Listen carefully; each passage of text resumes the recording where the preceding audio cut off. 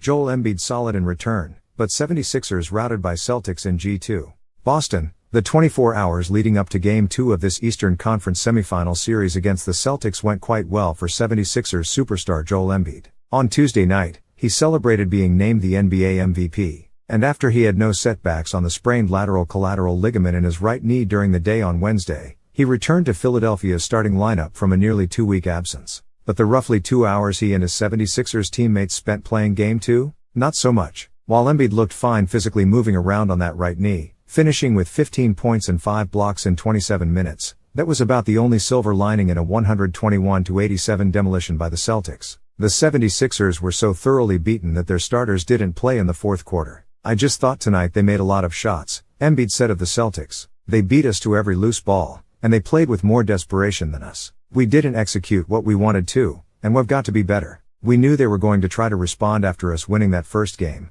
and we just wasn't ready enough. But we'll fix it." After Embiid made it through his workouts Tuesday and Wednesday without incident, he was back in his customary place in Philadelphia's starting lineup to begin Game 2. But after the 76ers got a spectacular 45-point performance from James Harden in Game 1, powering them to a stunning win with the soon-to-be MVP watching in street clothes, the Celtics became the 15th consecutive team to win Game 2 of a series after losing Game 1 at home. The Celtics did so by getting back to their roots, taking 51 three-point attempts and making 20 of them. After Philadelphia limited Boston to just 26 such attempts, its lowest total in any game this season, in Game 1. Some of that is under their control, 76ers coach Doc Rivers said of the Celtics' three-point barrage. "If they want to shoot threes, they're going to shoot more threes. I thought what was under our control was dribble penetration. They lived in the paint, which generated threes." Rivers said, though, that he thought his offense was the biggest problem on the night. Philadelphia couldn't hit a shot. The 76ers finished the game under 40 overall and a dismal 6 for 30 from three-point range. They were 6 for 21 from the floor in the third quarter as Boston broke open what had been a competitive game at halftime.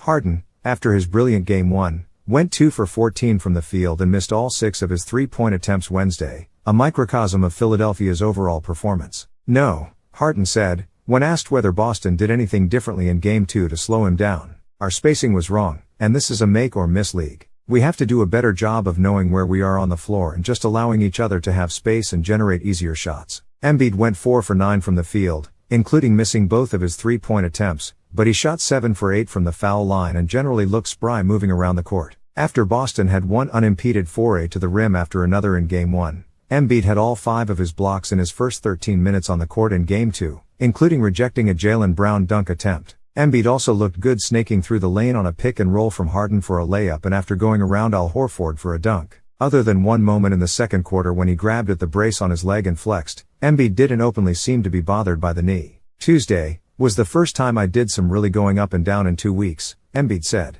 "But I've grown a lot and found ways to take care of myself, and I know what to do. Sometimes you feel tired, but I thought tonight was fine, and it'll be better as the days go on."